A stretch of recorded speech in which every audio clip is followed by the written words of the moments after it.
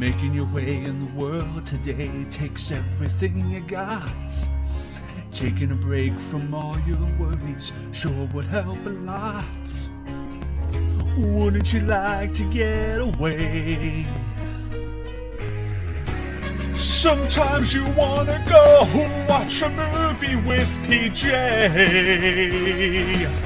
Lord, and he's always glad you came. You wanna be where you could see our troubles are all the same. You wanna go and watch a movie with PJ.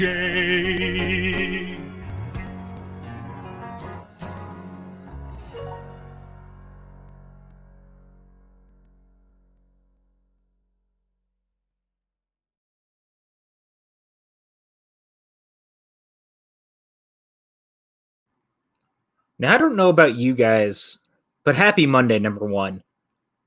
Am I the only one that's still a little bit just like, wow, Chris Clark does amazing graphics work, but also he's still terrifying seeing him eating things before our watch-alongs? It's so strange to me, but we love it here. How's everybody doing tonight? I, of course, am PJ Campbell. I am your host tonight. How is everybody? Again, it's Monday. I hope your quarantine is going well. And we are here tonight to bring you another dose of our movies that were TV shows that made it to the big screen on the animated front for our Monday night features. Last week, we took a little bit of a detour, of course, because we did a Lilo and Stitch watch-along in honor of my cat Stitch after he had passed away. But now we're back on the grind. You guys voted for the Simpsons film, and we made it happen. So here we are. I'm very excited, and I've got a great group of people hanging out with me tonight, people that I love very, very much. Of course, you might recognize them from hijacking my own show from me this afternoon on Star Wars Day. Evan Degraff is here. This is sorry, PJ. Make sure you put on your lap restraints as you get on for the ride of the watch-along today. I'm doing good. Thank you. The Clone Wars recap was a ton of fun because who doesn't love the last 4 episodes of Clone Wars? Some of the best TV I've watched maybe ever. But it was a really good time. Myself and Abby Friel and Landon Best all did that. It was I think it's now processed on the channel, so you guys can check that out now. We give our thoughts and feelings on how we feel about this Clone Wars just in general. So make sure you guys check that out. And then to go through, myself and Pat Hogue are going to be spoiling things. I'm just kidding. I'll be interviewing Pat Hogue on Famous Last Words Tuesday, 10 p.m. EST, 7 PST. So you guys make sure you guys check that out because apparently Pat Hogue is an interesting person. I'm really not sure. We're gonna learn. He keeps saying that, but I don't believe it, to be honest. Right. But then Wednesday, The Mummy with Stacey Howard. You and Frank Janisch are going to be on Something Rotten with her. She's joining you guys, I should say, and you guys are talking about The Mummy Returns, and that's going to be a blast to listen to because that movie is dumb fun in all the right ways. Wednesday, the watch-along for The Greatest Showman is happening May 6th. Chris Clark will be hosting that, and I'm pretty sure he's kind of a bunch of cool cast of characters, along with the rebroadcast of The Greatest Showman, the greatest suddenly soundtracks to ever happen. Well, you and I are both part of it, by the way. I know. You and I, we really agreed, which is weird. Yeah. I appreciate that though, because we at least recognize the greatness that that soundtrack has. Which moves us into Friday, where we continue Ryan Johnson month. Brothers Bloom on May 8th, 10 p.m. EST, 7 p.m. EST. The first movie Brick was great. So Brothers Bloom, I actually have a feeling I might enjoy a little more too because I've taken a look. The tone seems a little more light. It's way more light. Fun. I'm definitely here for it. And then just last but not least, Mario Kart is happening. We don't have that graphic, but Mario Kart is happening on that Saturday. So make sure you guys check it out. Oh, I'm frozen. Yeah, and real quick, I just want to toss this up here. This is, if you guys have never seen Suddenly Soundtracks, again, I just want to give you guys an idea real quick on exactly kind of what this show is. So take a look.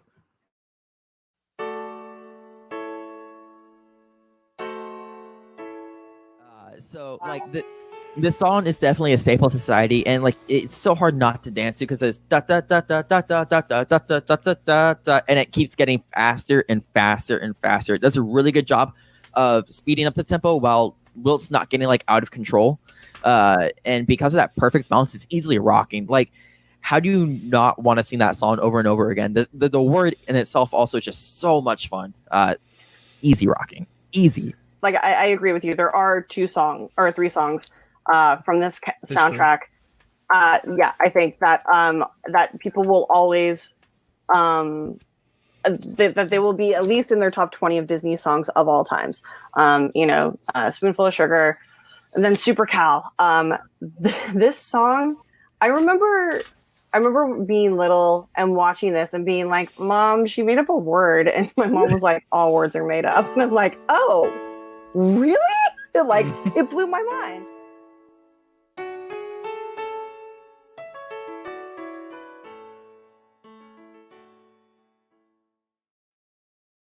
So yeah, that's Suddenly Soundtracks. If you guys get a chance, you should definitely check it out. It is a ton of fun, and I am really proud that we have that show here in the space. I'm really glad that Chris brought it here. Evan, welcome back. I'm glad that your computer's working.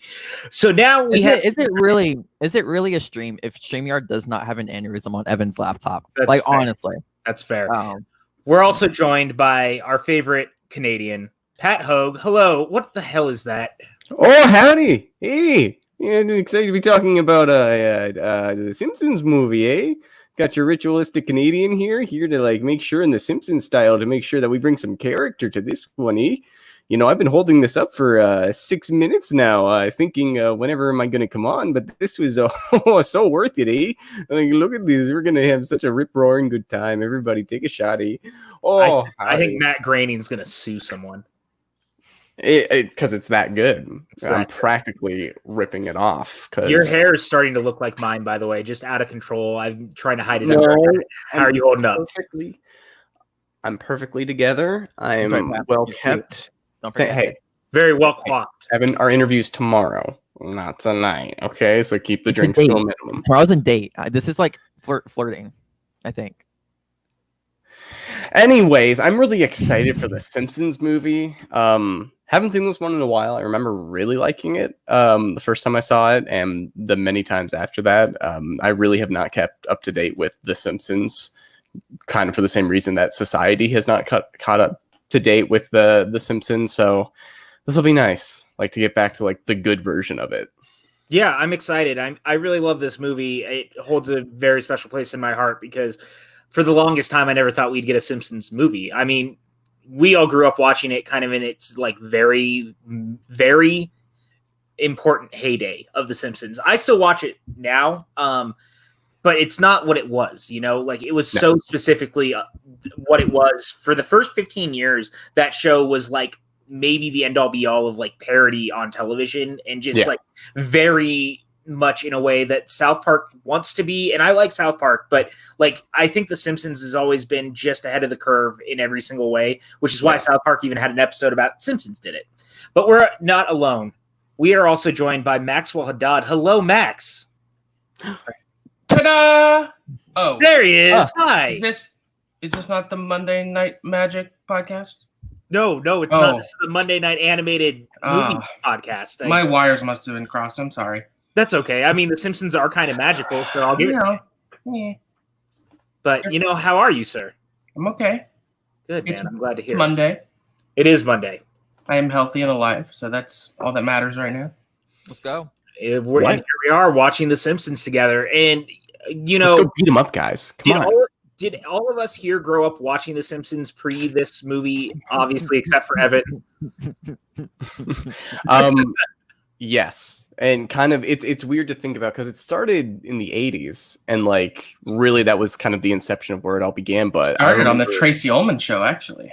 Yeah, exactly. But long before, because so many shows and movies and pop culture stuff just kind of passed me by from that generation. But The Simpsons was constant rotation. We bring DVDs on car rides along with Family Guy when that started, and getting into conversations and fights of what's better, Family Guy or The Simpsons, and then seeing both of them, as I've said before, and won't keep doing, but seeing them just go downhill is such a shame for how good they were.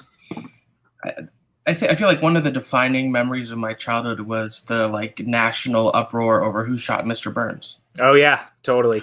I mean, that was everywhere. So if you grew up in the 90s, you were hyper aware of The Simpsons, whether you watched it or not, because that was that hit the pop culture zeitgeist in the way few things do.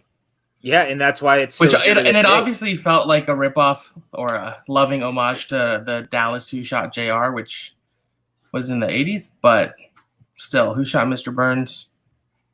We're still not sure. I mean, we are, but better theories. Yeah, all right, Evan, go ahead. I actually do have a connection to The Simpsons. It is the only. So we had the Back to the Future ride in Universal then, but I never got to ride it. So the Simpsons ride is the only ride that took place there that I have actually been able to experience. So every time I go to Universal, I make sure I check out that ride because the pacifier 4D effect is great. You can smell the inside of the mouth, which for better or worse, it's baby powder, so it smells great. But that's my connection, and I actually really enjoy the ride. It has a few issues, but it's a great ride. You've never seen The Simpsons? I've seen a couple episodes, but like it's not a thing. Have you seen the movie before? Once. I don't remember it all too much though. All right.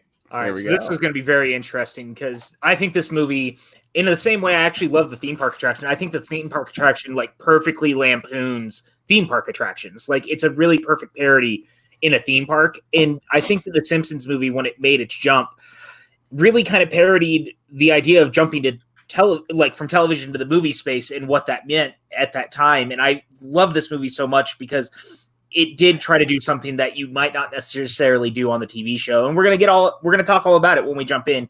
So if you have not seen the Simpsons movie and you don't own it, you can head over to Disney Plus. That's where we're all going to be watching it together. We all have it queued up at 0 seconds. I'm going to count down from 5 to 0. As soon as I say go, hit play, and we are going to make this happen. So in 5, 4, 3, 2, 1, and go. All right, PJ, I got one scoop for you. One inside Hollywood scoop. Can we just appreciate real quick this right here? You can't not appreciate that they're doing the Fox theme, and then Ralph walks out. And then the most golden voice. It so perfectly sets the tone for this entire movie. And it's also Ralph quotes out of context are always funny. Absolutely. 100%. The last tastes like blood. I'm in trouble.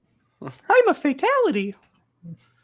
But I had a friend. This scoop is probably out of date. Like who knows what systems are in place now that Fox has been bought. But I had a friend who worked at Fox, and a few years ago, like was kind of one of the managerial like people designated crews.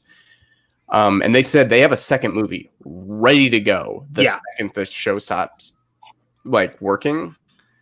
But just keep making money. Yeah. Well, that's the thing. That's why the show also hasn't ended yet, because it continues to be a monster moneymaker for anyone who has it. We also talk about what a brilliant opening that using Itchy and Scratchy is, because it kind of, it feels like the shorts that you're used to seeing in front of animated films, but also it's just like such a nice nod to this whole institution of Itchy and Scratchy within the show. It's also immediately clear as the incredible quality of the animation itself. Like, you take for granted The Simpsons itself as a TV show, but this looks so much sharper and better. Yeah. I mean, obviously, they had more money, but... Well, that's always the funny, like, for people who don't know animation or filmmaking or just, like, anybody, it's that immediate, like, oh, they got movie money. Like, like wow. Like the Rugrats movie. There's a shot later on that we'll talk about that has some really incredible animation. Well, this 3D animation of the rockets, like the show. Yeah, it looks great. Shit. Bing. The kick. That's the and then here it is. And this was the brilliant way of lampooning themselves. This weirdly feels like the intro to the SpongeBob movie. Yeah. Of them with the pirates at the theater. And also, dude, to see this on the big screen, it was so apparent so quickly just how much I love The Simpsons, because I remember the first time I saw this, I actually teared up in the theater. Yeah. Like, it was seeing The Simpsons on the big screen, and I never saw it. And this... We can agree that this is one of the great TV theme songs of all time. That's the thing. Right? I'm getting, like, nostalgia waves, just, like, because I haven't heard it in so long. Green Day. I have this single, by the way. They released this as a single. Even the crowd animation here is amazing. Yeah. Also, you know, for our generation especially, like, The Simpsons Hit and Run was such a huge game that I played over and over again. I don't know about you, Evan. Like, did you ever touch The Simpsons Hit and Run? That game was incredible. Also, Mike K's point, apparently the production of the movie was a nightmare for the crew while the show was on the air. That's why they haven't, and that's true. Like the production of this film went back to like season 4. That's how long that this was going on. And they finally were like, okay, well, we're going to do it. And they wanted to wait until the show was over, but it was so fucking popular that they could never do it. Yeah. And so that's why they've really held off on it. It's why Family Guy has never had a movie either, because Seth MacFarlane's kind of pushed back on waiting until the show is over. It had the TV movie, the Stewie Griffin story, but that was it. No, but it is funny of like I love this little Titanic joke right here. Yeah. And then they all have to start climbing like on top of everything. Or they just fall off. Yeah. But it's those show creators of those animated shows had so much control. Like Matt Groening. Check the comments, by the way. Oh boy. Oh, get out of here.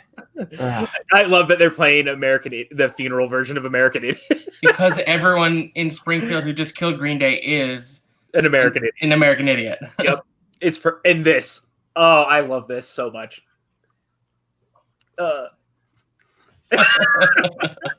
It's so typically us, man. They're voted baloney God. That's impressive. Jeebus. Grandpa's already there asleep. Yep. If you can pull off a Homer impression, you're good. Praise Jeebus. I thought about it at the beginning. I'm like, no, we're just gonna go with the crackly teenager from the beginning of the Simpsons ride. Well, that's it. You. That's why. That's the difference. This whole thing too is so also true. Like the American Idiot thing is so appropriate because none of them want to be called on.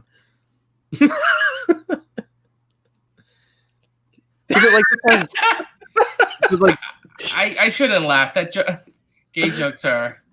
It's you're not wrong, but it's just the way that it is that it makes me laugh. It's funny because it's Homer, not because it's a gay joke. Right. Also, go ahead, Hogue.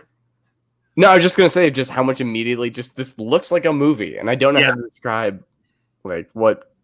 Well, the show looks like this a lot now. I mean, just on a smaller budget. Yeah. But it still works. Like this is very similar to how the show actually looks now because it moved to high definition. That was a big part of it. But it's also like the colors pop more than I remember too. But there's like push-ins, there's like dolly movements, there's like things you wouldn't waste time in animation doing because you can do it just way simpler with like static shots. That this movie has a budget to like do it. And it's also for people who like know movies, the aspect ratio is 16:9, so like has the bars on the top of the bottom rolling the red carpet. But like I always think that like gives it a more like cinematic. Thanks for listening. After he says all that crazy shit, he says thanks for listening. Oh man, I like Marge like becoming the detective about it. I would like some waffles, please. Yeah, I would love some waffles. Ooh, waffles and fried chicken. Oh, guys.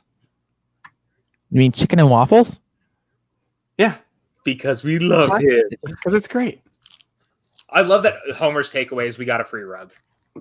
PJ and I got some of the best fried chicken ever in Atlanta. Shit was so good. Atlanta has great food. I want bananas on my waffles. That actually sounds really good. Bananas, a little peanut butter. You would think that Marge would cut like a little hole in the top of the car for her hair to fit through. Right? Yeah, she's conscientious. The fact that they leave Grandpa in the car like a dog. Oh, the murder hornets now. Oh. Stop. And this is so typically Homer.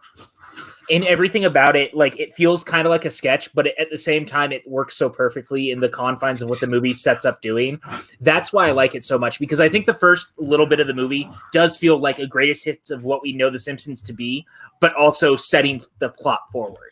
This gives me anxiety. Oh, ow, God. And like the movie allows you to have that pacing where you can slow down for like this little joke. It's going to be funny. It wouldn't be Simpsons without Homer choking his son. No. Makes me think of those old Butterfinger BBs commercials. Oh, yeah, dude. Those Gosh, I miss Butterfinger BBs. Meanwhile, Evan's like, what are Butterfinger BBs? I'm a baby.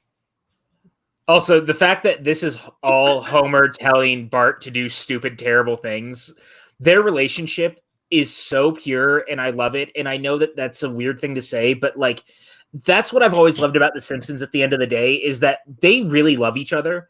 It's like a really dysfunctional family, but what American family isn't? And I love that they really push that to its absolute, like, maddening ends. But it also, part of the movie is Bart seeing Ned as like a father. Oh, like he was reading my favorite magazine of all time, Oatmeal Enthusiast. This month's topic, maple brown sugar. I don't mean to be a nervous pervis, Homer. Do you want your son to be a paralegio? Mike is right. They act more like brothers than father and son, and that goes a long way to the end of the film, I think, actually. Like, that's something that is played up a lot. Who is your favorite member of the Simpsons family? Yeah, sound off in the comments. I want to hear from you guys. I mean, I think my answer's obvious. Mine's Homer. It just makes me laugh. Like, he's so the prototypical American white-collar worker. And the house floated away. It wasn't even on water to begin with. See, I'm a Lisa fan. I like she can be as goofy and as silly as she is just kind of like calling everybody else out for their shit. Sure. Do you want to know where my mind is at right now? I saw that tree of apples and was like, oh, I need to pick those so I can sell them to Tommy and Timmy. You're playing a little too much Animal Crossing. Don't even get me started. That's where I'm at right now. Sorry, guys. I got to plant 3 more trees.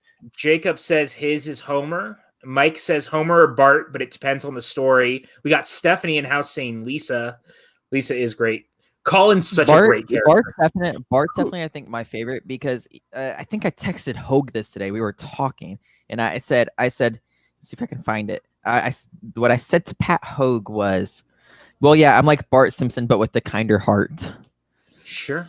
And I said very brilliantly, "Oh, that's why you say eat my shorts so constantly." I think Lisa's my favorite also. I mean, she's clearly the moral compass of the show. Also, like more. Yeah, but she also does stupid stuff all the time too. Yeah. Eepa. I forgot. Spider Pig is in this movie. Spider Pig is in this movie. Eepa! Oh wait, also when did this come out again? 2007.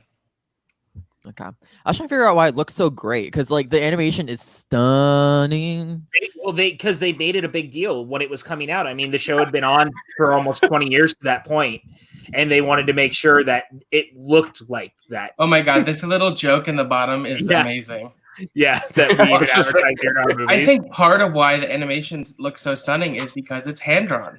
Yep. Oh wow! Certainly, it's enhanced by computers, but arguably, hand-drawn animation is more timeless than CG because as computers enhance and CG can look better and better, but what the hand can draw, the hand can always draw. Yeah. The girls might see my duty. Oh my god. What a line. The girls might see my duty. Can we also talk about that this was all left into, thank God, because it would be weird.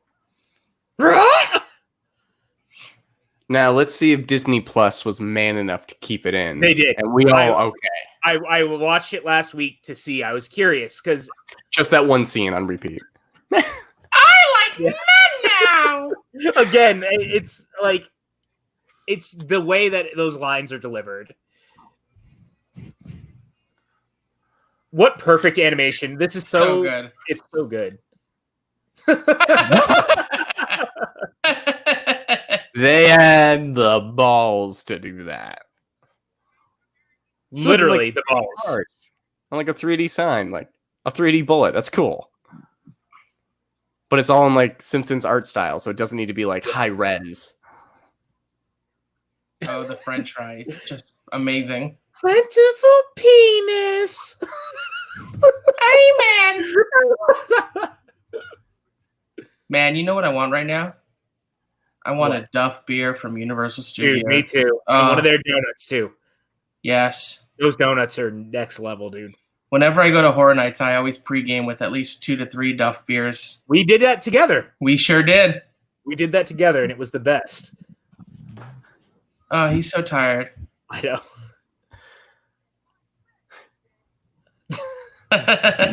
Now we know where he gets it.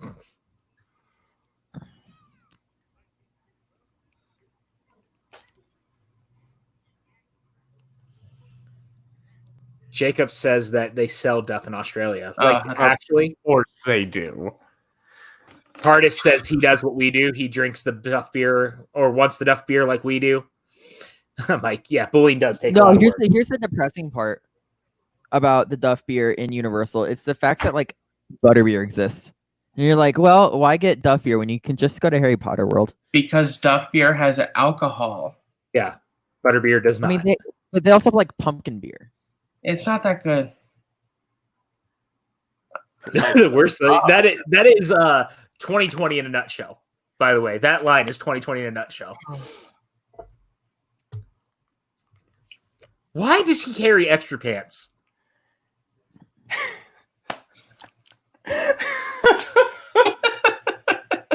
grew up in a very Catholic family, so like I love that Homer just pops in and steals a couple fries. Yeah. Ned is such a beautiful character.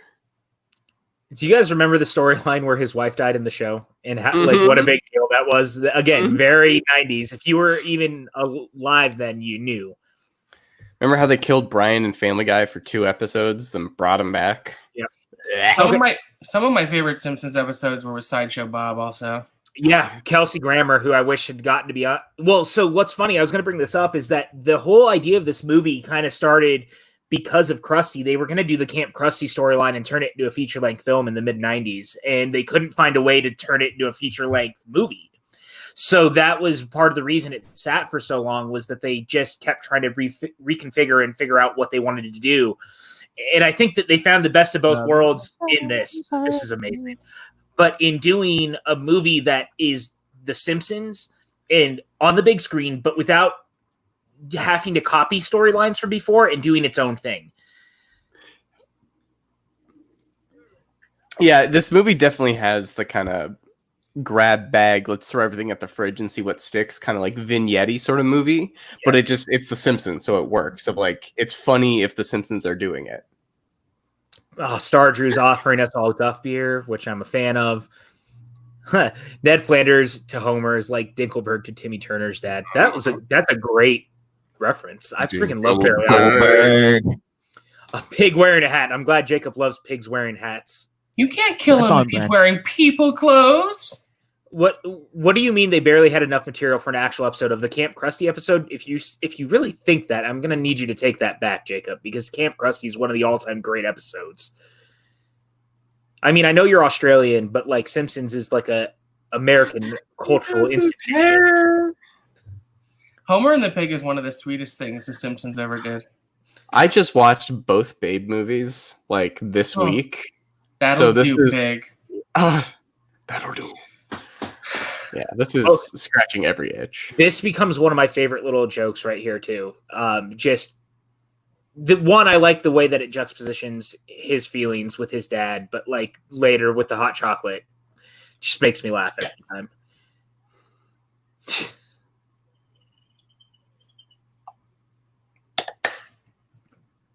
Ned really does mean well. We give him shit for trying to be a good person, but he means well. Oh, yeah, he always does. He's a little strong with his beliefs and tries to impart them a bit too much, but Homer's a jerk.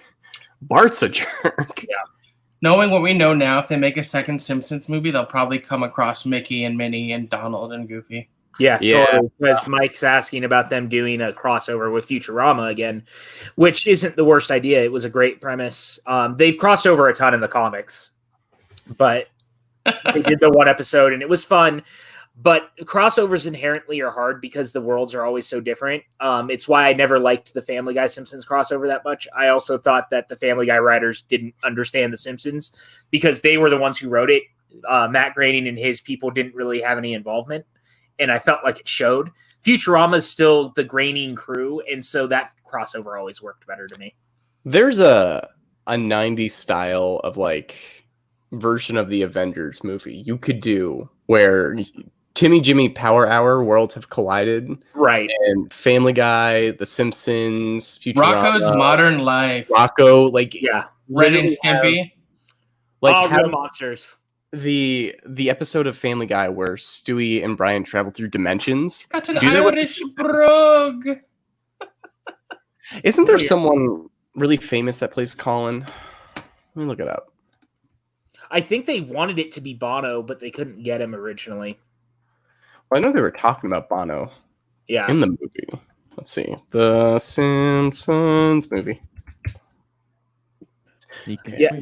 No, and Jacob, that's what I was saying, is they knew that they couldn't expand it out. They tried, but the episode itself works as a movie. Wow, Dan Castanella plays a lot of characters. He always has. He also took over for Robin Williams as the genie in Return of Jafar and the animated Aladdin series. It is Tress MacNeille, who's just someone who plays a lot of characters on The Simpsons, who plays Colin. Yeah. And Green Day plays itself. Can we also talk about the fact that they've kept all the same cast members for so long, which is incredible, number one. And if a cast member has passed away, they retire the character, and I think that that's pretty amazing, too. It's kind of the dream for like a voice actor of like, one, you get money on syndication if your contract was well set up, and two, like you are guaranteed work for 20 years if a show like this takes off. Barney home episode of the Mr. Plow episode of The Simpsons, where is it King Plow? King. Plow King. Oh god. I love her being in love. Agreed.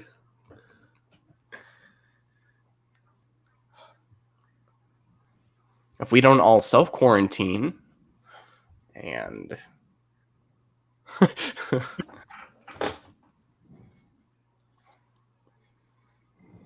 I love physical comedy. It's my favorite thing.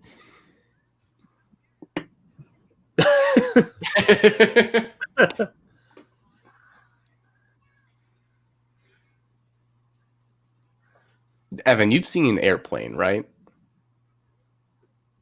Oh, Evan. I don't know if you'd enjoy it, to be honest. You just said you just said you liked physical comedy, Evan. Well, I do. It's great. You know what I just rewatched all of in preparation for this, but also because I just needed some laughs. I watched all the Naked Gun films again. I need to see them. I've seen the first one. Brilliant. Yeah. Even though OJ's in one of them. He's in all three of them. All three? Oh my god. That's a lot of OJ. Go Buffalo Bills. I actually enjoy a lot of early excuse me for a minute. Okay, no problem, my friend. So where's I enjoy a lot of early Chaplin. I think his stuff is great. Have you seen Modern Times? Because Modern Times is amazing. Yeah, I've seen Modern Times. It's on the topic of physical comedy. I love Young Frankenstein. That is a really good job of that. Have you seen any Buster Keaton movies, like The General? He's like the originator of physical comedy. Evan, I couldn't hear you. I'm back. Yeah. Have you ever seen any of Buster Keaton? A little bit. I've seen like a lot of clips. Yeah. One of my favorite ones being whenever he's like on the top of the tower of something, and like he's climbing, and I don't think he's climbing. He's like on a rail or some shit like that. That was really good. You should watch. Hogue, I've taken a few film classes. You know, this whole sequence is so bizarre. Maybe we should kiss. Just like what? I will say, I think one of the best forms of physical comedy that we've seen recently has been 22 Jump Street. Yeah, slapstick goes a long way. Good slapstick goes a long way. I think The Simpsons has always had a lot of really great slapstick, personally speaking. Because it's not offensive either.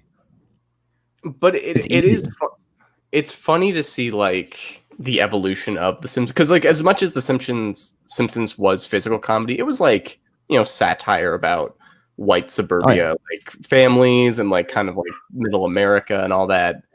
And it's interesting with like the internet being big and all like our worries as people today, like Rick and Morty's kind of taking that place, and like the different kind of animated shows, like Adventure Time is about like existentialism, Steven Universe is about, you know, equality and like trans, gay issues, bi issues. Okay, this is my hot take of the year. I have a hard time getting through Steven Universe. That's my hot take of the century. It's intense. I love it, but it's a lot of like animations today are all kind of trailblazing different things that the Simpsons real quick did. Can we talk about real fast? This whole sequence reminds me of exactly what we're dealing with right now. People feeling inconvenienced about having to wait for shit and deciding to try to find the easy way around it, and we make shit worse. Are you saying we're about to get eating the donuts off the gun? My favorite joke from The Simpsons is Wiggum and Al in a car as Homer speeds by. He's like, "Chief, we gotta go get him." And Wiggum's like, "Anybody going that fast doesn't have time for a ticket." Pig looks so concerned. I do love how it is that does them in. Just like that was the last straw. Gotta be Homer. Oh, I got that joke now. That is just this. Monster. And there's a skull. Evil. Drive. It's just, man. Bro, Homer's such a dick, honestly. No. That poor squirrel. Ah! Yeah, Mike K says it. That silo equals 2020 in a nutshell. Kind of feels that way, doesn't it? And here, this was such a great joke because everyone wondered where Springfield took place. And this was the joke to come. Yeah. Love that. It's so perfect. We still don't know exactly where it takes place, but here's our joke that it could have been anywhere. That's really funny. The Anywhere America Springfield joke. Imagine growing another eyeball just like somewhere. I don't think I'd like that. No. I see too much as it is. And of course, Bart.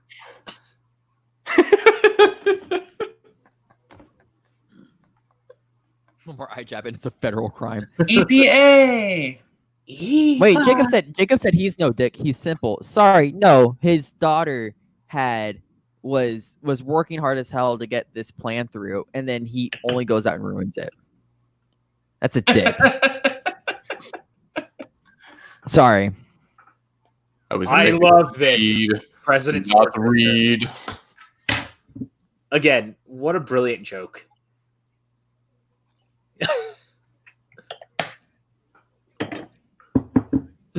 I miss Danny DeVito. Hey, where's Danny DeVito in the chat? You here? Yeah, where is Danny DeVito? Oh my god, I love your work. We have 11 viewers. We've had a consistent 11 viewers. I just like thank you for that. Thoroughly appreciate all the support. Hope you guys are doing well. We also have a Streamlabs if you guys would like to donate at streamlabs.com/the PJ Campbell Network -tips. And every dollar you donate today goes towards buying the residents of Springfield free donuts. Support the donut fund. I fucking love donuts. Can we just talk about, again, this feels so on the nose, but it ended up being so goddamn true. Like a reality show type host, someone who doesn't even want to be president, dealing with the situation. I feel like I was elected to lead, not to read, is something Donald Trump has said. Yes. Yeah. Not that we're taking any political opinions on this show. Also, this show is amazing. Churchgoers going into the bar and the bar goers going into the church. Brilliant. Also, basically, the overall plot of this movie is Stephen King's Under the Dome. Yes. Yeah. Before Under the Dome existed, I believe. Right. Great Okay, book. I feel show. really bad. Tim Sim donated during the Clone Wars stream, and I didn't see it. I'm going to read it out now in case if he is listening. He said, just dropping by as I'm busy with my final exams. Before discussing this in depth, as of today, is the Clone Wars considered to be one of the best animated series in history of television? May the 4th be with you. I'm going to say a big no. It's super inconsistent. They just killed the man. I like if anyone else has any Clone Wars opinions. I love Clone Wars, but I always liked Rebels a little better and think it was stronger overall. It had a better beginning, middle, and end. And certainly, not to go on too much of a tangent, Clone Wars was dealt a bit of a shitty hand with all the cancellations and here and that, but they nailed the ending. Yeah, they nailed the ending. That's so.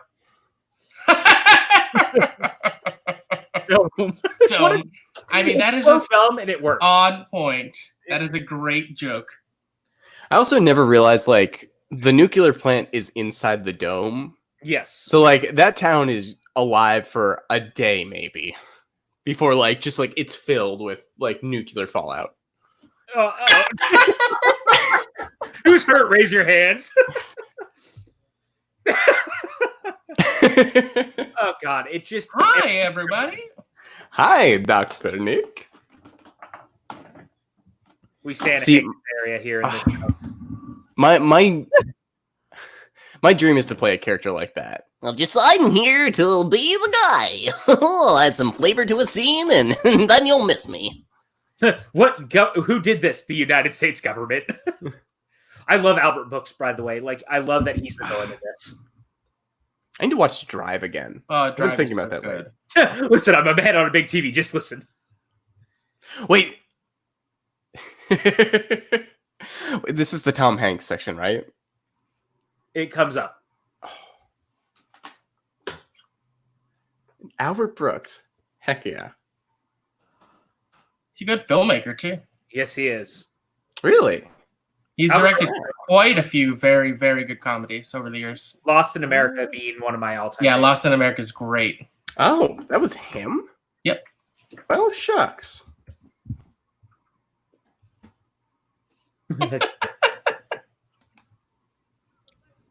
I just, man, so much of The Simpsons. I know it gets a lot of flack because it's been on so long, but even this 2007 wasn't that long ago. And these jokes were like well ahead of their time. Like they were so ahead of the curve on so much. And it amazes me to this day. Frappuccino. It's the thing with like Everybody Loves Raymond of like the more specific and funny you make a joke, the more universal it is. Right. And you know, this is about Polish. That would be very painful. Yes. This is so like.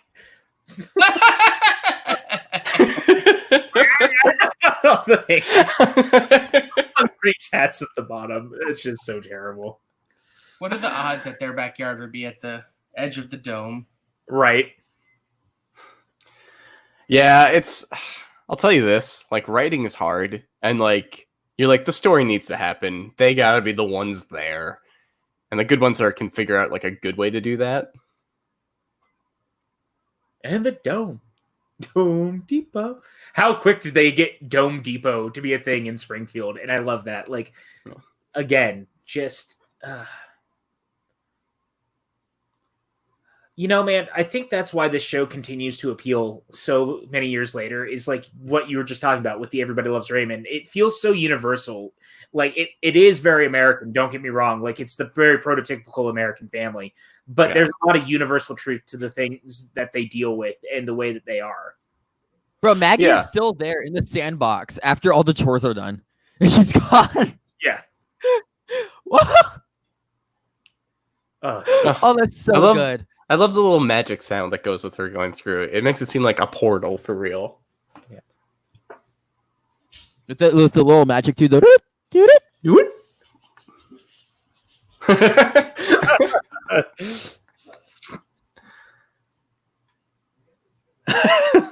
Return to Homer Simpson, no reward.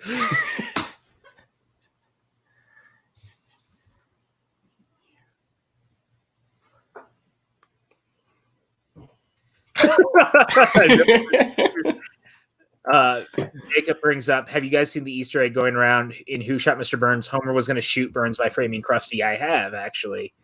And then Mike K also brings up, Brooks already played one of the greatest villains in the James Bond episode of The Simpsons. Yeah, I mean, Brooks has been on The Simpsons a few times. Like, he was one of the regular guest stars for a while because he's just an American legend, man. This is the shot I was talking about earlier. It's so the absolutely incredible animation. Yeah. I can't even imagine how long it must have taken to put together. Don't even know where we live. Bart says, "Who's more dumb, Homer or Peter?" I mean, it's got to be Homer for me. I'm not a Family Guy fan though, so Hey, yeah, the 3D shot is amazing. Yeah, incredible work. It's a perfect gift to use to describe what people have been doing these days. Yep. Oh, what a fucking line. You can hold on to it forever talking about Elisa's anger. That's amazing. Oh what my a god. Great line. The movie is so powerful. Hogue turned into an animated character. I know. Oh, no, he's been one though. It's nothing new. Grandpa, I'm part of the mob.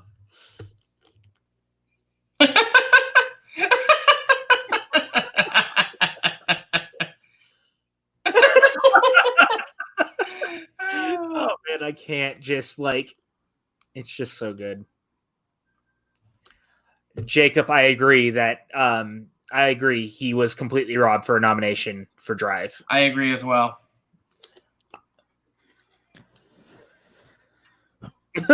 This is such a great joke.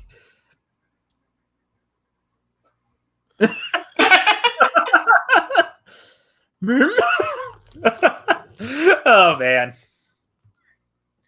Mike K says he now takes it back. Maggie might be his favorite. Point taken. Uh-oh.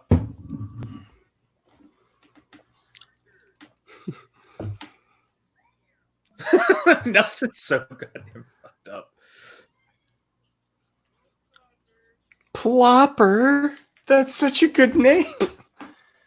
The fact that the pig wants Homer to die. Shrimp. For a little shout out, if anyone hasn't seen Patrick Willems' video on the best Simpsons episode ever, Right. It really is like a love letter to Simpsons that people should check out. I'll have to check that out. I haven't seen it. Yeah. I love that she stopped to do the dish. Yeah. The one dish. Her hair's on fire. That's okay. It's like a black hole. It's just so much density. It just cancels each other out. Oh, that look. Being carried by the protesters.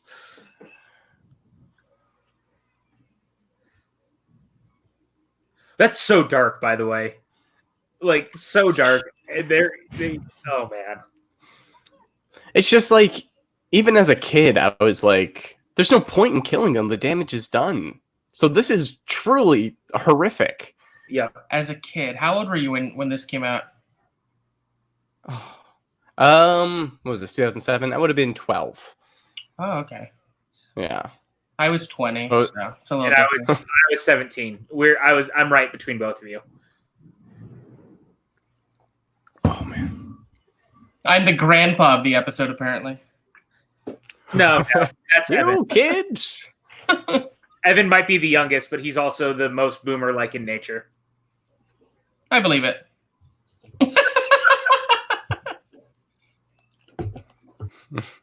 I feel like I can't let PJ get away with saying that. Too late. I already said it. It's been done. Oh my god. I feel like Maggie is the smartest Simpson, even though she's a baby. Oh, yeah. The short with her in front of Onward was cute. I really enjoyed it. Adorable. Yeah. And it was a nice surprise, too.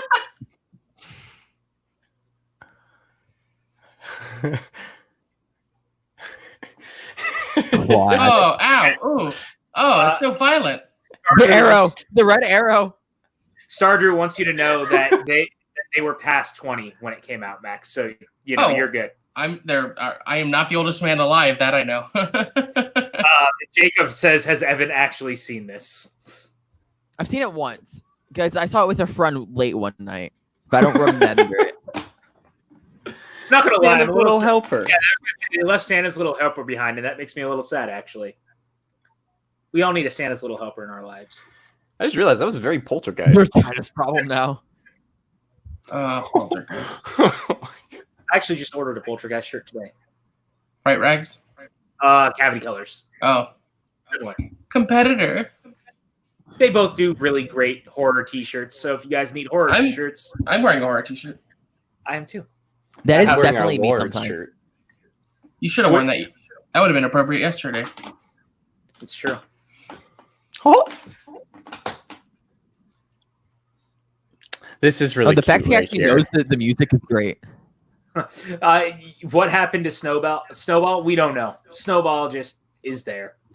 Brian says, do you guys think the Family Guy movie will be better than this? No. I have a hard time imagining that because I don't think Family Guy is nearly as clever as Simpsons, personally speaking. I think there's a chance just because I think Seth MacFarlane's got something to prove.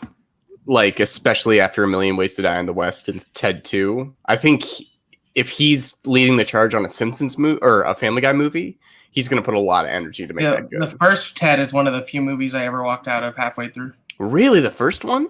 It doesn't help that I can't stand Mark Wahlberg. Wait, what film? Ted. Although I am a fan of the Orville, so I'm not entirely against Seth MacFarlane. Okay, but like the Thunder song exists in Ted. The Thunder song exists in Ted. Real quick, Artist says there's going to be a Family Guy movie. Just to clarify, we know that they've talked about it. We know that now that it's owned by Disney, there's a very good chance that it will finally happen. But they've held off pretty much as long as they could at this point, in the same way that The Simpsons did. That the popularity eventually dictates that you do it. The fact that there's going to be a Bob's Burgers movie before Family Guy is very interesting to me. I think Bob's Burgers is significantly better than Family Guy, though. I don't disagree. I'm just saying in a cultural standpoint, it is surprising to me. I just think it's also like Disney is still trying to figure out, like, branding wise, what to do with like all their Fox properties, because there is so much to like disseminate that can't just be put under one label, especially if they're kind of releasing competing animations. Right. I think they're still figuring out a lot of logistics. I forgot this movie's great. Yeah, dude, this movie is brilliant.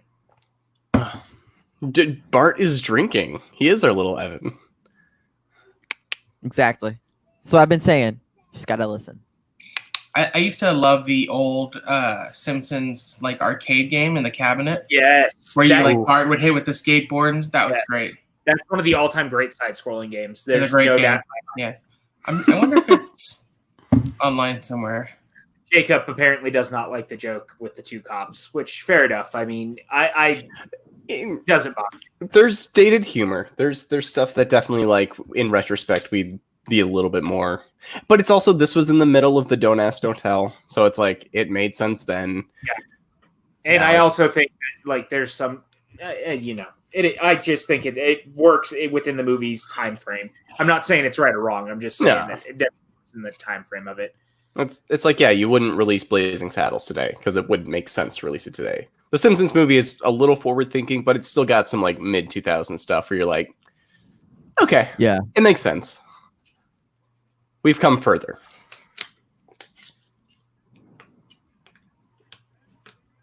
Bart. I love that Homer's always had this backup plan in case that he actually screwed. Hey, Michael Jordan. You know, they just referenced Michael Jordan, the greatest basketball player of all time. Stop. I'm not having this conversation right now. Oh, my goodness. I don't know what this You're is. Not doing this. Not now, not here. It's okay. All that matters is the Red Sox. The greatest basketball player of all time is Ben Affleck. Hey, listen, he had to quit that drinking to start dunking. Facts. That was a good movie. I like that one. Yeah. Way back. I sobbed. I sobbed. So am I the only one who's not renting New Mutants? What? Am I the only one that's not going to rent New Mutants? Yeah, what moral thing are you standing for, Evan? No, I just don't care. So it's coming out VOD. Yeah, so to hit pre-order today on a bunch of websites as a VOD release without a date. And Disney asked them to pull it down, but has not refunded people who did the pre-order, which they have a call tomorrow. They have one of the investor calls. So there's a lot of thinking that they might be announcing that it's hitting VOD tomorrow. Not tomorrow, but it's going to be as soon as it's available. I'm going to rent it and watch it. I've been waiting for that movie since I was. That's literally the last breath of like last X-Men. And we don't know how much it leads into new X-Men. So like, that's going to be fascinating to see. Now I want mac and cheese. I have some in my pantry. Max, will be so amazing. That whole How amazing would it be if Hogue walked by me right now If I just sprinted into your room, Spectacular. One day that is going to happen. we're gonna coordinate something. Well, that's Hank Azaria again. This guy, he can do some voices. Hank Azaria is brilliant. I just rewatched Along Came Polly recently. So he's so good in that. So funny in that. And I don't know if any of you watched Brockmire, which came to an end. Yes. Cannot recommend it enough. Brilliant series. It was on IFC channel. It starred Hank Azaria, where he played a constantly drunk minor league baseball announcer. It is a brilliant and very darkly funny show.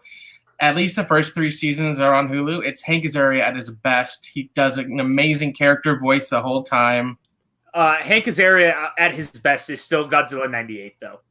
All right, PJ. Why did I know you were going to say Hank that? Azaria at his best, maybe the Birdcage. That's true, too. The Birdcage is amazing, and Does anybody want more soup? No. I love that movie so much. It's so good. I also love the original source material and the musical. Also, Mystery Men's a lot of fun. Oh, that's not a good joke.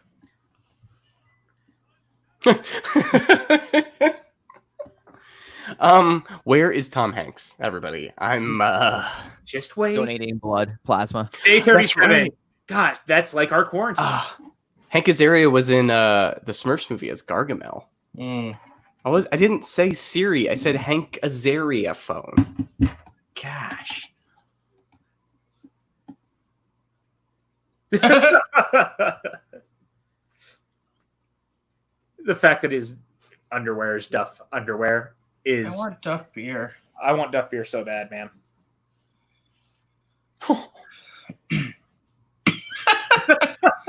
This is terrible.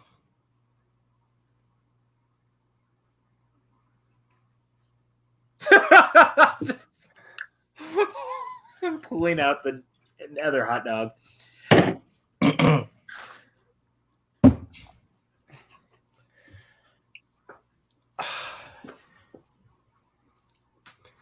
It seems like these I remember as younger being like, oh, you can do that in a comedy? Like you can just like what they do to the Wanda poster and then what they do after that? Right.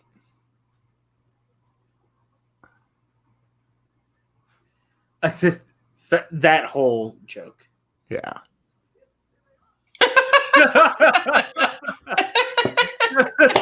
Oh, damn, that is such a good joke.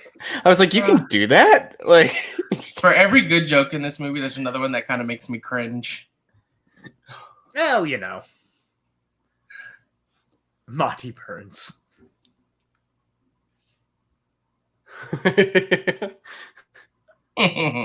Smithers. For once the oh my god. Again, so like on the nose how true it is, and yet also so ahead of its time it is, because this is literally something we're dealing with right now. Yeah. With all due respect, the rich white man being in control is something we have been dealing with since creation. You're not wrong. Or the Big Bang, or whichever version of the start of the world you believe in. Yeah. Humans were created, and then the rich white guys took control and never gave it up.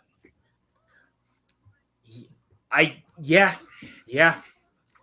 There's some of that I mean, if depending on how you want to look at it, I would say like biblical times was less the rich white man. It wasn't, you know what I mean? Like, so that's why I guess I was saying specifically more now, but also you're not wrong. This is what a weird conversation we're having on this.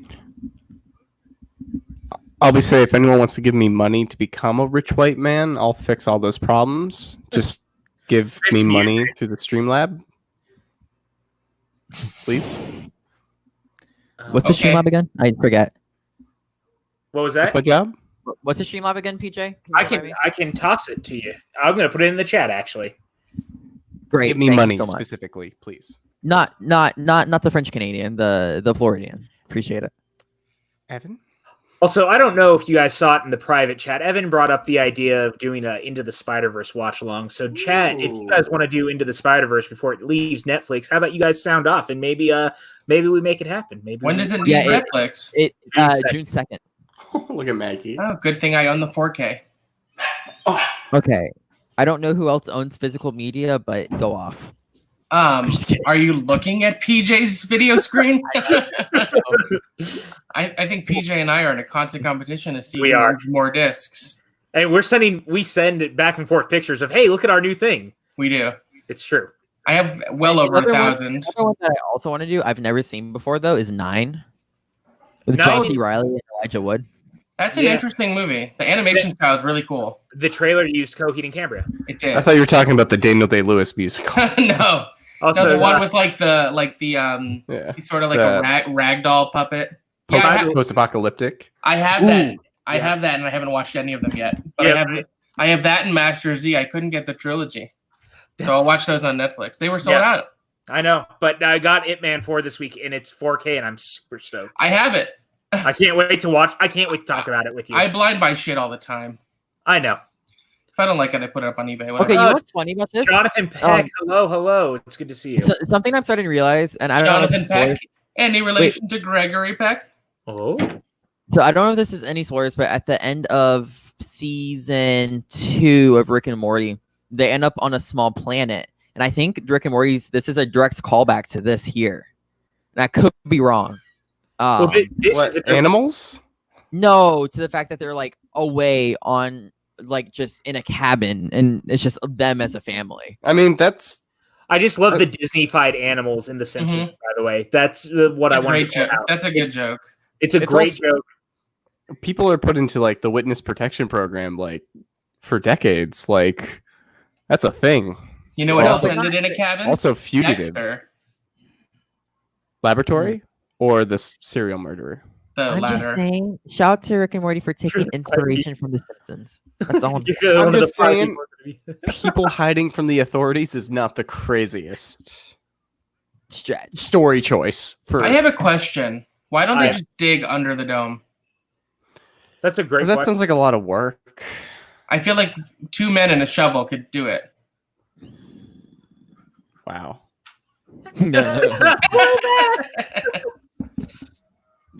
That's a Jonathan textbook if I've says ever no heard one. relations.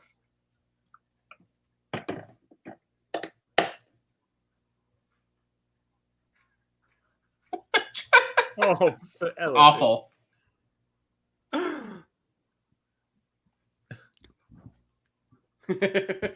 He looks so concerned.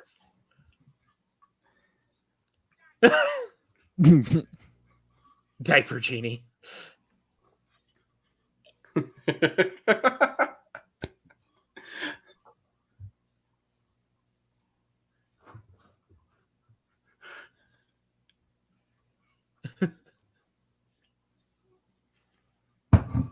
God, it's just so. It feels very Mike Pence-esque. That's all I have to say. Well, this was also like definitely a jab also at the Bush administration. Oh yeah, yeah. Cheney. Yeah, So because shout out this, to Vice. I know that movie gets a lot of flack. That movie is fantastic. Ice? Yeah. Ugh. oh, My Springfield. point. Cheers.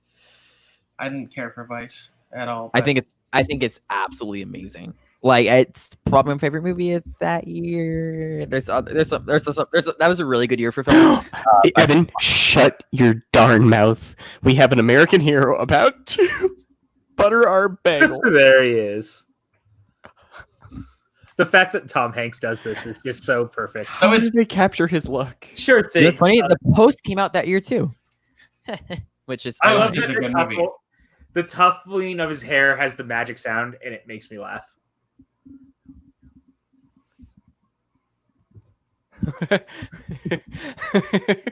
So this is.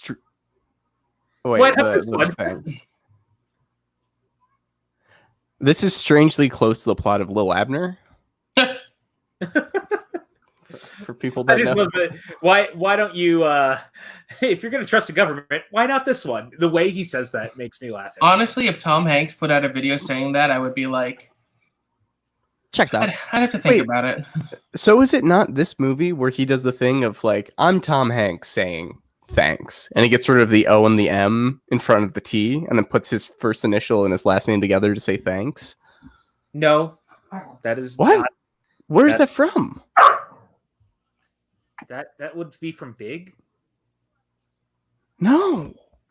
Howdy doodly, howdy doodly.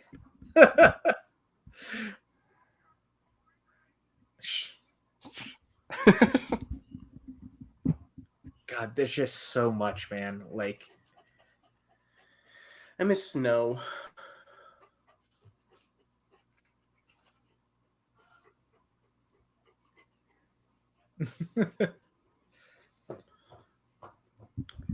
Guys, remember the episode where he swallowed wax so he could eat a pepper? yes.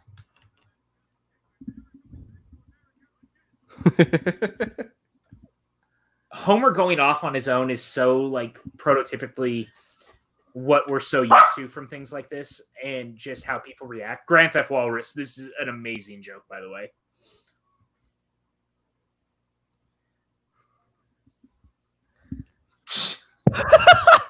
the laughing when he does that. But Grand Theft Walrus. yes, when people don't want to be wrong, this is the stupid shit they do, and I really Okay, Eskimos is a great verbal gag. yes. Yes.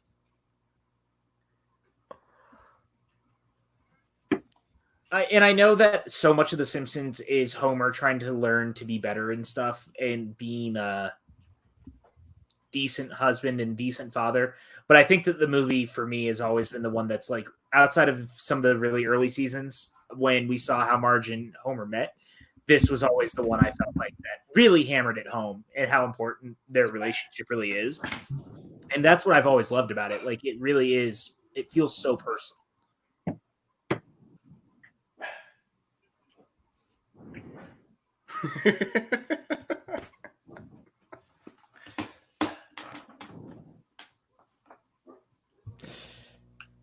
Wait, you know what's crazy? She replaced her wedding tape. Yeah. With this message. Yeah, right.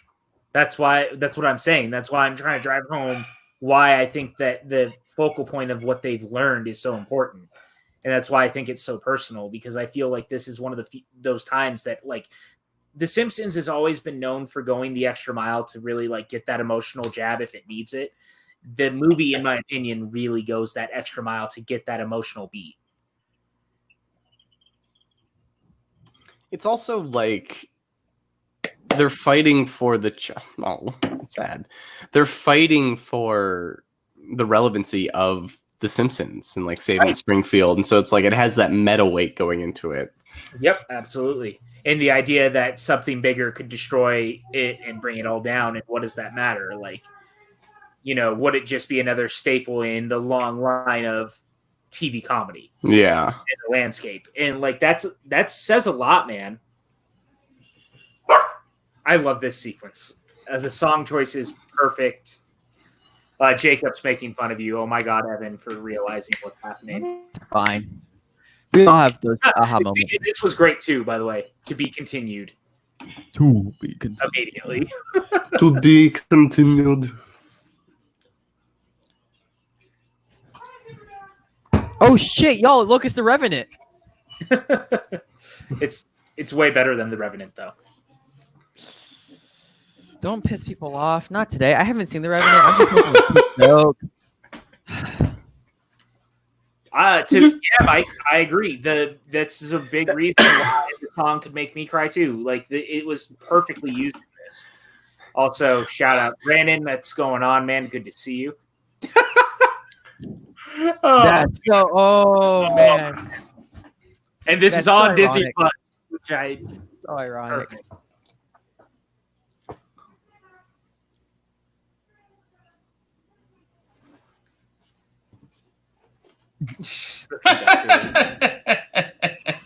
Oh, America sucks. What? Sorry, I love it. Don't listen to NSA. I'm Canadian. Follow me to the Graceland. But you don't You're live French there. Canadian. Dipper. That's good. You're good. Thank you.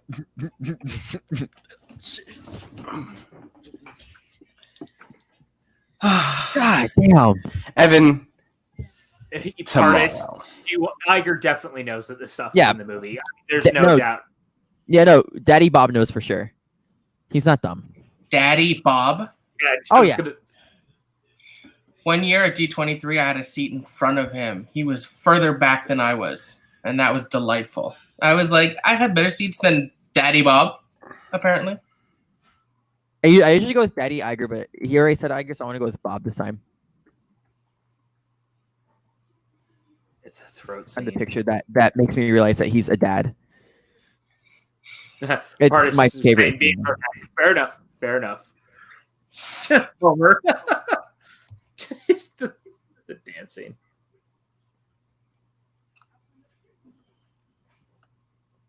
His little dance move. Of great truth. How do you spell epiphany? Hey, shout out to Bring Me the Horizon. Shout out to Ryan Snelling.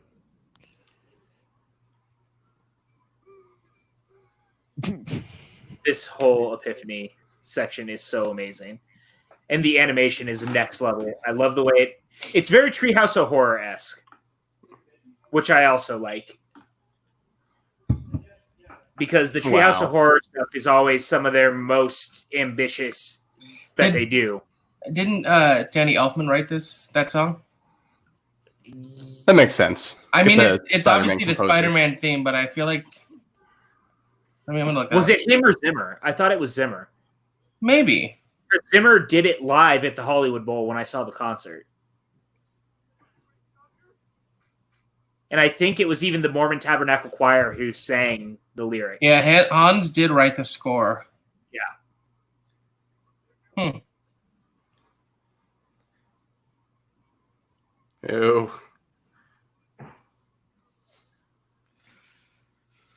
There it is. There it is. Good job, Homer. Self-realization. This is what Brave should have done. What was that? This is what Brave should have done. Yeah. Yeah. This is actually what Dora the Explorer does a pretty good job of. The theme coming in at these moments is so good. Push her out of the way. Good job, Homer. He's And not Mr. Dr. Krabs.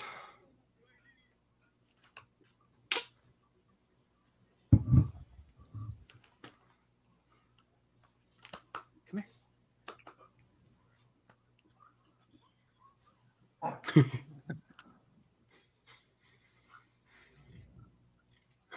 here. Yes, I did.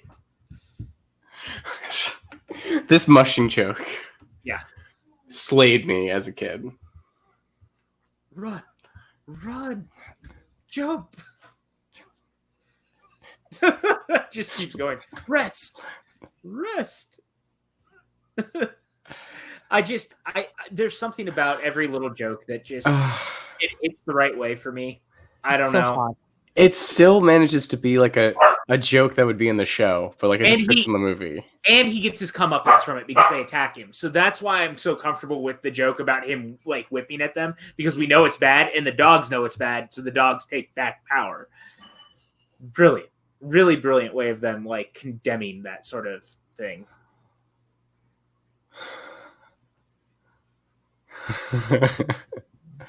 It is funny, like what if the character who had to do the hero's journey was Homer Simpson? Right.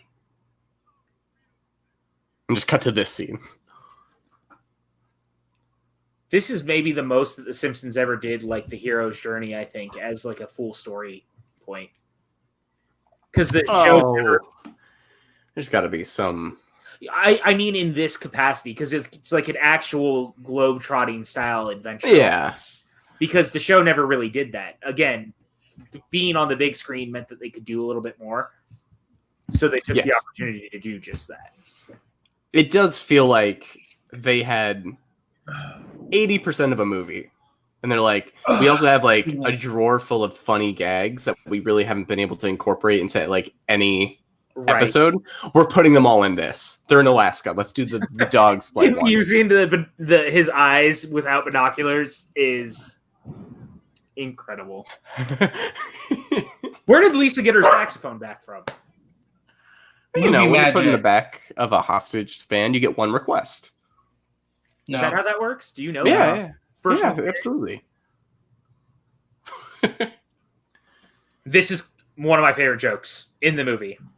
Coming up. Oh, the brick in a hard place. Rock in a hard place. But Rock yes, in a hard place, yeah.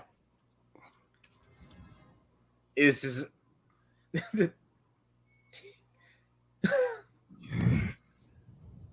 just a moth. Homer's realization about It's-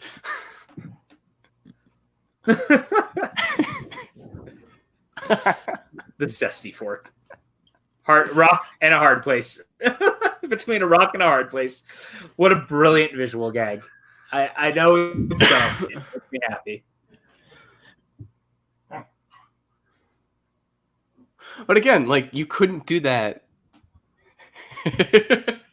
You couldn't do that in an episode because it's too long of him going back and forth. But in a movie, like, yeah, take the time. Yeah, Chris says that they do the full hero's journey in season 1 in Homer's Odyssey. I mean, that's going to be the closest probably in 22 minutes. I just mean, again, on like a grand full scale, this is the only time, in my opinion, it's ever handled this way. I don't know if like the Odyssey is considered a hero's journey. He's pretty deplorable throughout that entire like that story. Right. Like that's much more like kind of fantastical Greek, whereas like hero's journey is much more like kind of whimsical, like Star Wars and gee willikers, I'm about to like leave my like home, like Bilbo. I like Bilbo. Yeah, I liked Bilbo. I also like Bilbo. Who's Bilbo? Sorry. I'm just Bilbo kidding. Baggins. I'm just kidding. Baggins. I know who you're talking about. Tomorrow, Evan. Tomorrow's gonna be great. Yeah, we'll see. I would like to live in the Shire. Shall we 2 breakfasts? Let's try it. What is wrong with you, Evan? That's our Literally everything. This whole thing. The Emperor of Springfield. I have an image coming in from what I was talking about earlier. All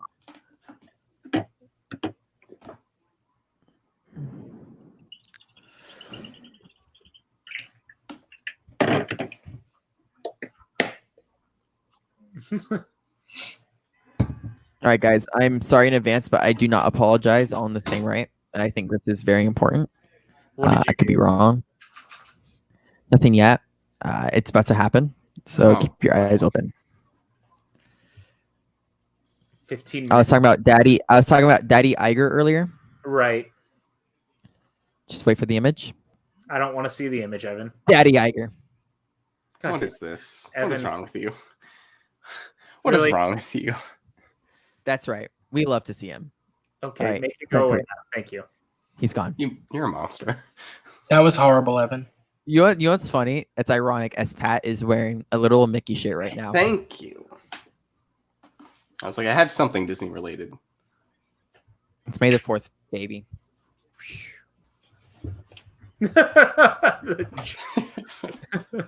Why is it written on a leaf? Return uniform by 5. Chris Clark was saying stop producing the overlays, and Jake was saying, why did you put that up? Were you not here earlier during the stream when I was talking about Daddy Iger? No one listens to what you say. That's the issue. I am full of nonsense, but nonsense that is at least funny enough to laugh at. So, like, just gotta live with it. Daddy Iger. Thank you. See, exactly. It catches on. It does. PJ, I heard those dogs the second that Homer grabbed his crotch, and like my mind put the two together, and a visceral image just entered my brain that will not leave. Chris wants you to know that he loves the gay pride Mickey, Maxwell. Me too.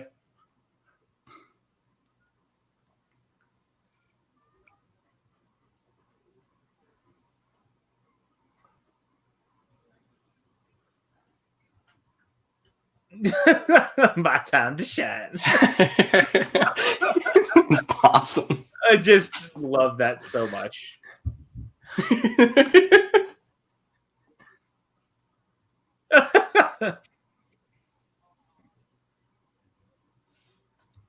Oh. Yes, it is funny. Thank you for telling me. Do you know how much fuel that would burn to have a helicopter suspended in one place for 20 minutes? That's a lot of fuel. It really is. Anything to destroy Springfield? Oh yeah, it's worth it. Freaking You know what? Homer.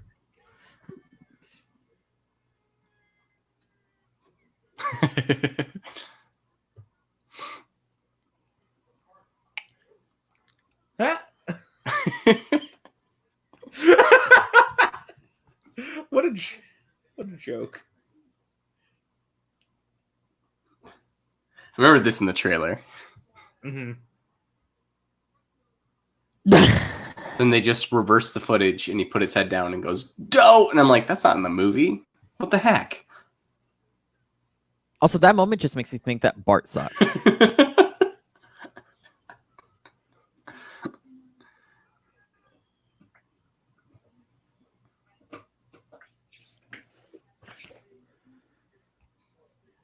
Oh boy, this is about to get too real. That right here.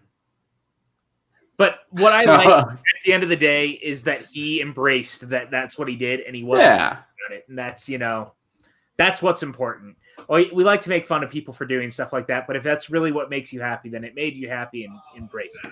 Makes you happy. Oh. A great Jacob Bell song. Makes you happy. Ooh, call Why back. did Jacob just say, so all these people are dead, right? I don't know what Because of the bomb. Oh, yeah.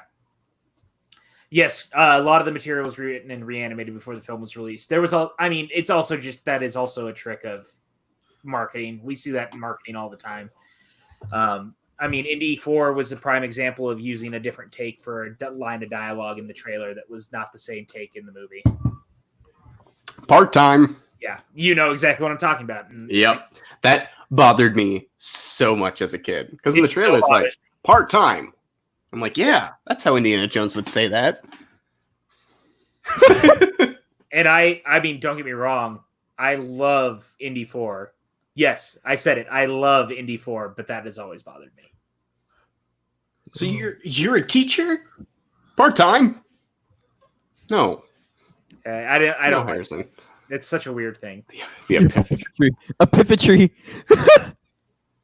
That also always bothered me in the Avengers with Tony Stark's line of like billionaire, playboy, genius, like philanthropist. Yeah. Like he says it so nonchalantly in the trailer. In the movie, it's like billionaire, playboy, philanthropist, whatever. And you're like, sure. I love that he pays the tree for giving him advice, by the way. Chris, stop making my fights for me. Please stop. Crystal Skull is as good as Phantom Menace. Stop helping me with my fights. I love you. I would say those films are on equal level of quality. Thanks, Hogue. Stop helping me with my fights. Don't know if I'm on your side.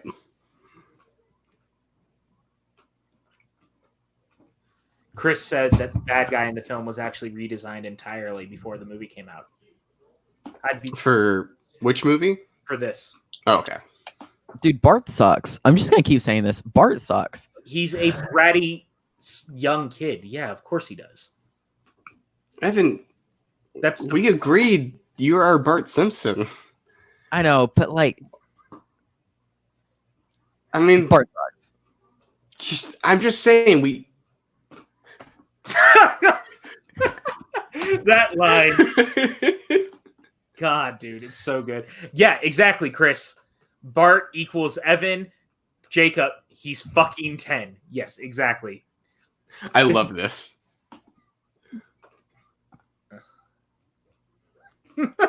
He finally gets to... that's the other thing. I love that this movie gives a lot of the smaller characters just like a moment to shine on the big screen. And that's really, really cool. Well, and it's just like the show is about these characters being in different situations. Doesn't really matter what the situation is. They'll be funny. And now it's like we have like apocalypse scenarios we can do with them. Totally. Which just feels like a movie.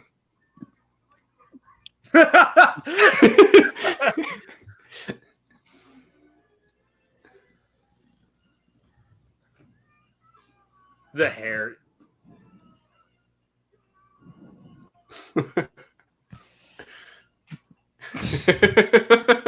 Great physical comedy. It is so good. And now shredded. Yeah. One that, and then also that they finally showed Otto's actually high most of the time because he's got the bong, and that's just so perfect. This is like watching basketball.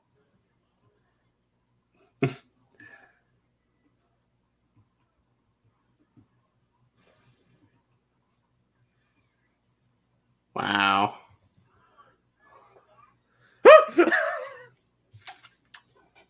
Something about that explosion looked very Iron Giant to me. Chris says he's 10. He's older than Evan. I mean, yeah. I thought we said I was 9. I'm confused. You guys keep switching my ages, and I know I'm young, but like, pick one. Can we run with it? They're saying that Bart is older than you because he's 10. I know. This is a nice throwback to a very early Simpsons episode too. Wow, that was tenseful. I was like, holding my chest for a second. The Springfield Gorge thing was played very early on in the show, and that's gonna hurt. Yeah, everybody has lacerations. I was gonna say they'd all be getting cut and bleeding. That's what I was saying. That looks painful.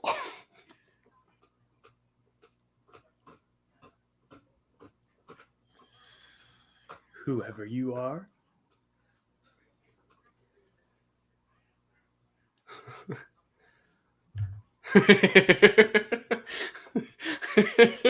That's a good line.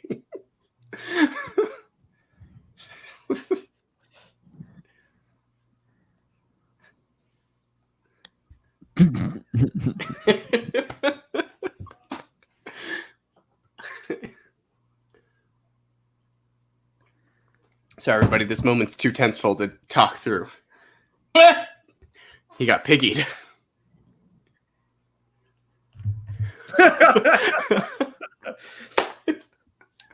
And again, just it's so good. Wow, so good. And fucking Milhouse trying to be like, Colin's dead, and now I'm going to romance you.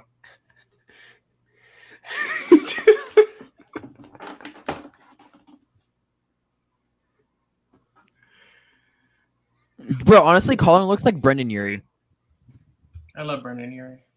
Let's see who this Brendan Urie is. Panic at the Disco. Wait, yes. You know who Brendan Urie is? Why are you me? Pat Hogue. I like his music videos. I've seen some of them. He's super hot. That's as far as he'll get with me. We have some issues right now, Pat. How do you not know who Brendan Urie is? If you ask me any music questions tomorrow, you're going to be very disappointed. Clearly. I just love that everyone in Springfield goes from wanting to have them dead to celebrating them. They will haunt me forever.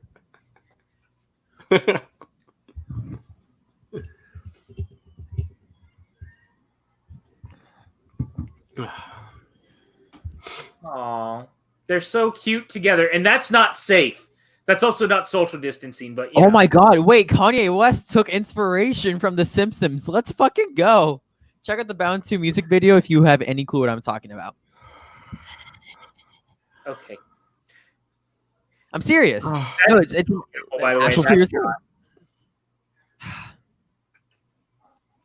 I thought it was like pizza toppings.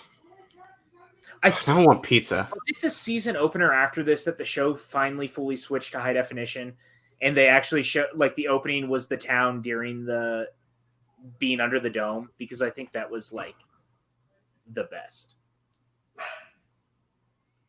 PJ and Jacob think I'm kidding, but literally watch the Bound 2 music video. I believe you. I didn't say anything about you kidding. I also don't think people driving on a motorcycle is also the most original concept that only the Simpsons movie has done. No, that's not. Never. Hold on. I'll do a little perusing. So season 19 opened with the dome jokes. That's exactly that.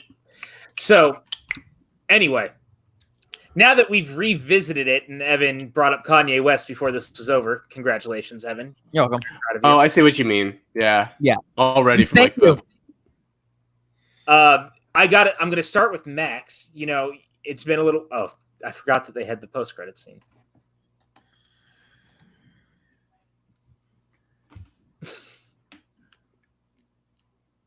I haven't seen this. There's a post-credit scene? Oh, that was the little mid-credit, I should say. Oh, with them watching it? Yeah. I didn't remember that. I didn't know they did this where they listed each actor and every character they play. Mm-hmm. Well, Wow. and then that Mr. Smithers joke is really funny. In the wrong way. Wait, Makes is me this laugh. where the T. Hanks thing comes in? I think it's at the end of the credits. You all will fall before me, I swear. It's real. I swear it is. Billy Tom Joe Hanks, Armstrong. Shout to Green Day. Tom Hanks says, I'm Tom Hanks saying There it is. thanks. Yeah.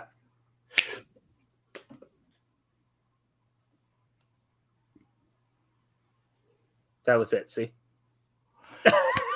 Where did he say that? We've now revisited the Simpsons movie. Maxwell, I'm going to start with you. Did the movie hold up to what you remembered? Fair. I think it's fine. I think it has some really, really good jokes. But I don't think it's as good as the best early episodes of The Simpsons. And while we were watching it, there were a few definitely some times where I was like, this is stretched pretty thin, which I think is just a byproduct of what they tried to do here by turning something that worked as 20 minutes into almost 90 minutes. And as we were talking about, there's definitely some mid-2000s cringy jokes that don't hold up that well. Sure. It's a fine movie. I'm not upset I revisited it, especially with you guys, but I don't think it's a great animated film. And I probably don't see myself watching it again in the future. That's fair. That's fair. I can understand that. Evan, now that you've seen it, what are your thoughts? Kind of in the same line as Max's. It's a good movie. Like, there's nothing wrong with it. There's just some of the jokes land super flat, especially because it's in its time. I think some of the slapstick is timeless, however. So I'm glad I watched it. It's nothing overtly special for me, but it's something that I should watch because it was important in the Simpsons lore, and it's important when something's important in the Simpsons world, it is important to animation. So, however, I will say there are like two easily better films that came out in 2007. One of them being Ratatouille, the other one that's losing my head right now.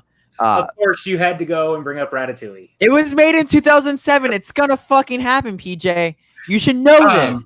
It is interesting to note that this got a Golden Globe nomination for Best Animated Film, but not an Oscar nomination for Best Animated Film. I mean, that sounds about right. Oh, Persepolis is the other one that I was thinking of. I would say I think the opening 20 minutes before the dome starts is the best part of the movie. I agree. Yeah.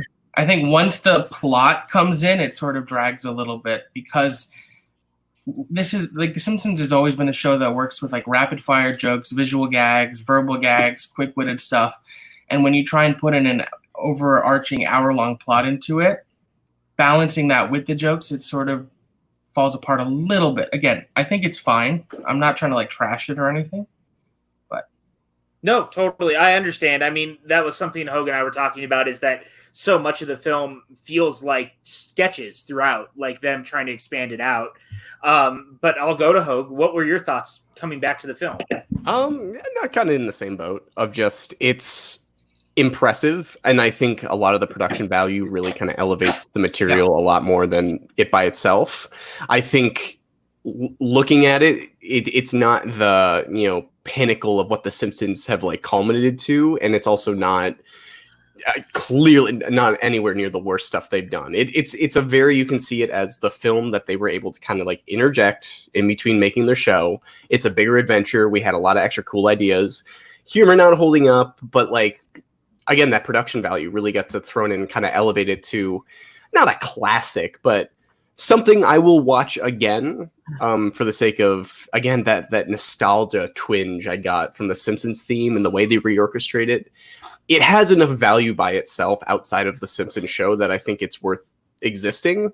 But yeah, watching it again, it really is oh no, this is good. This isn't Ratatouille. This isn't, the Lego movie, like something that really has a bit more of a subversive kind of theme on its mind. I would even say it's not even South Park. It's extremely longer and uncut. Because that movie does something a little different. Almost. Yeah, and that movie really like is not afraid. Whereas like this one has a little bit more modern sensibilities where you can't be as edgy. Whereas Bigger, Longer, Uncut is about, what is it, Saddam Hussein who like marries the devil and like comes back and blame Canada. But also South Park and Simpsons are very, very different.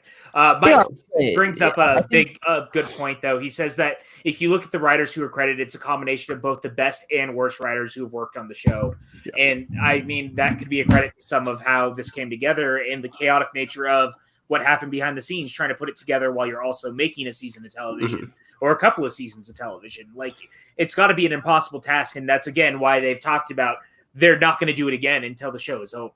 And it feels like it fits within a middle of the show kind of movie where it is very vignette based, still very, and like the moments that I enjoy the most are the parts where it feels like a movie of the rock in a hard place, like joke. You wouldn't see that in an episode because it's just a little too slow. Right. And the premise just allows for them to be in different environments and goofy gags. Whereas this gets me excited for what a sequel could be if they're ending it, because I feel like you can do a bit more of a movie story with that.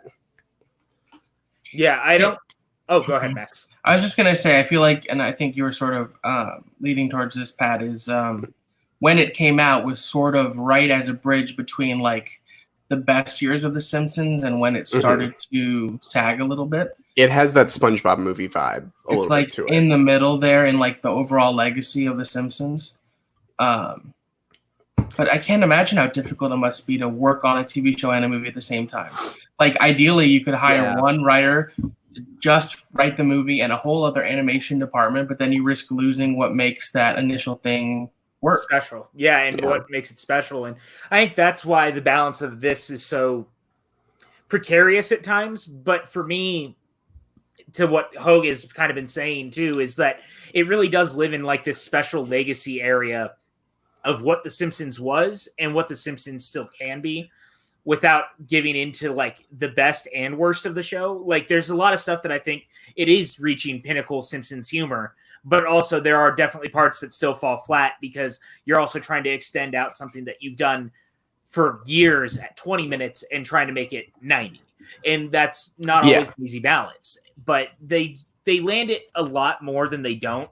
But it's really that opening 20 minutes to the kind of to our point that works because those opening 20 minutes, that's basically an episode of the television show.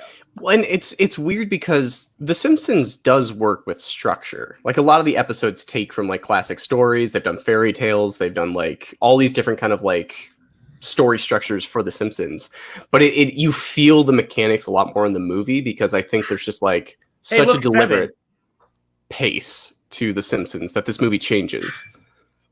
I will say everything to do with the pig is my favorite stuff in the movie. It's a good pig. It's a good pig movie. Does whatever a spider pig does.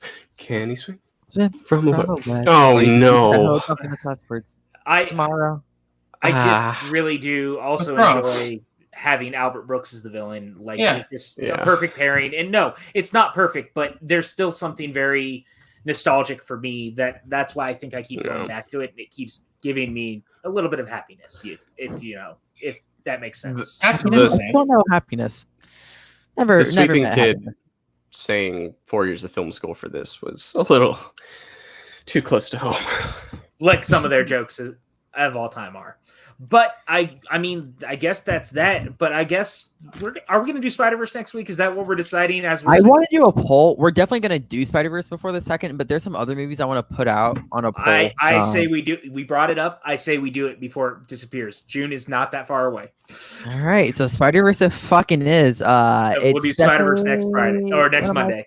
Favorite Spider-Man. It's probably like my second favorite Spider-Man movie. I love it to death. It's my second favorite version of Spider-Man to be animated. It's so good. Like it's just impeccable from front to bottom. Yeah, what's up, Danger? It's one of the best soundtracks to ever come out because it's really diverse in its hip hop catalog, and people don't give enough credit for that. the types of hip hop that we see on it. But also Miles Morales as a character is outstanding. The style of animation is fantastic. So Spider-Verse, it fucking is. Keep your eyes out. We're going to promote the fuck out of this, and I hope we can get someone special on. And I just want to say, what, am I not special enough?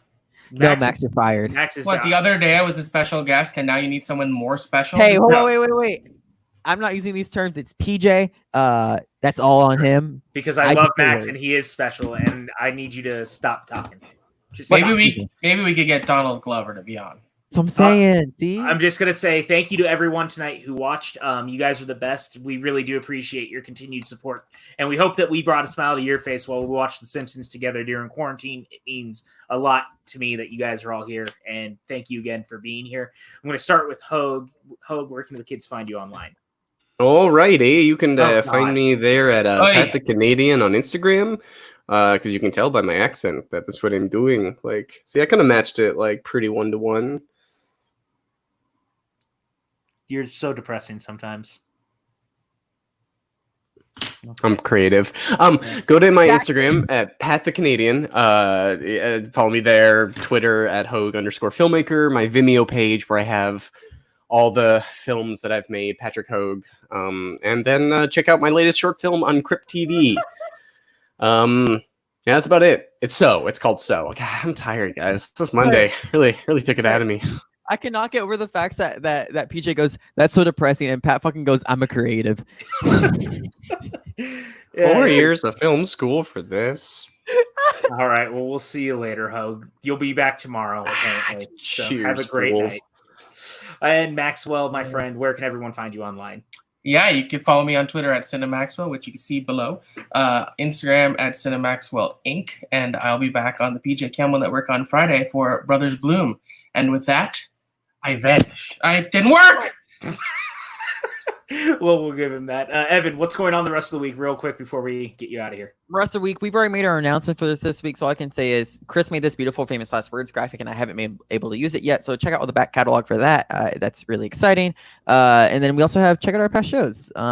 Again, all of our network is on, all of our content's on here. Rocky Horror Picture Show, the Mary Poppins Watchalong, the Mary Poppins Suddenly soundtrack, any PJ Campbell show ever. They're all, honestly, they're pretty timeless because it's just a bunch of us shooting the shit. Family Game Night, Cards Against Humanity, that's a timeless one. Young Guns 2 with Mark Ellis. Obviously, who wouldn't want to watch that? So that kind of wraps things up. And then also Friday, the next Watchalong, Brothers Bloom. Be there or be fucking square. You guys can find him here at Evan Degraff Live. Thank you guys so much for joining us. I had a good time, actually. Simpsons Movie, very enjoyable, very funny. Homer's an asshole. So is Bart. It's like a toxic relationship. And we're done now. Bye, Evan.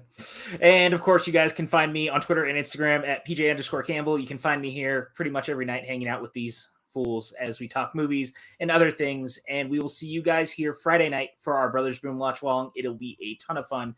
Until then, have a good night, everyone.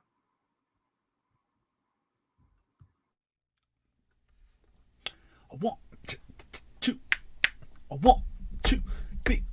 So long, farewell to you, my friend. Goodbye for now, until we meet again. I said so long, farewell to you, my friend. Goodbye for now, until we meet again. Oh, it's been great to play and sing together in the box, and now it's time to say goodbye. Oh, so long, farewell to you, my friend. Goodbye, oh, for now, until we meet again. Goodbye, for now, until we meet again.